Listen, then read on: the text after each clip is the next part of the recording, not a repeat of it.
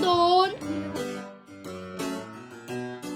Hello mga boss, ang sarap nga ng tulog ng little boss namin dito sa bahay ng kapatid ko. Kabaligtaran ko naman dahil hindi nga ako makatulog ng ayos. Paano ba naman kumikirot nga at nangangati ang tahi ko? Siguro dahil sobrang lamig dito, kung malamig nga sa amin sa lipa ay doble nga ang lamig dito. At dahil malamig nga, itinatamad pa akong bumangon at parang gusto ko pa ngang matulog. Pero dahil nagising na nga ang little boss, ay bumangon na nga ako at niligpit ko na nga itong mga kumot na ginamit namin ng mga anak ko. Maaga pa nga lang ay sikat na nga din ang araw dito, hindi kagaya nga dun sa amin na tanghali na hindi pa rin sumisikat ang araw. At kapag sumikat naman ay masakit na nga sa balat, hindi nga kagaya dito. Akala ko nga magliligalig ang little boss namin dito dahil mababaguhan, pero hindi pala at ang sarap pa nga ng tulog niya. Umulan nga kaninang madaling araw dito, pero eto nga't alas 6 na ay ang ganda na nga ng sikat ng araw. At kahit nandito nga lang ako sa may tapat ng pintuan ay nasisikatan na nga ng araw itong aming little boss. Ang aga nga din nagising ng mga ate niya, hindi kagaya sa amin na tinatanghali na talaga sila ng gising, lalo na kapag walang pasok. Sarap nga sanang tumira dito dahil sariwa talaga, malalanghap ng hangin. Iniinganyo nga ako ng kapatid ko na may-ari nitong bahay na bumili nga daw ako ng lupa dito. Meron daw kasing binebentang lupa dito ang ninong ko at sabi nga niya ay bilhin ko na nga lang daw at magtayo na lang daw ako ng bahay dito. Pero syempre asawa ko pa nga din ang masusunod kung saan nga kami titira at kung saan niya nga gusto ay dun din kami. Tsa, nangalay na nga ako kaya inihiga ko nga muna dito ang little boss namin dahil nasisikatan din naman siya ng araw dito. At talaga namang napakaganda nga ng panahon, asul na asul ang langit at green na green nga ang mga dahon.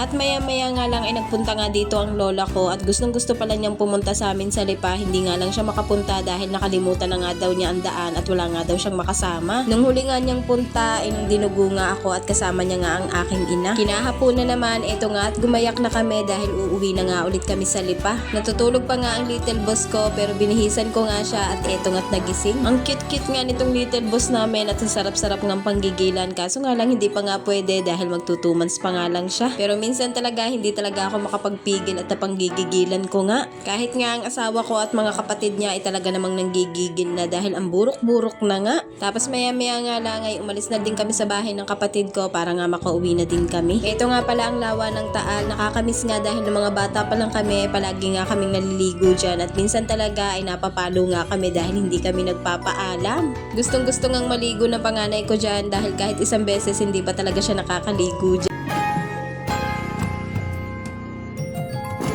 At yun lang naman ulit for today's video. Salamat!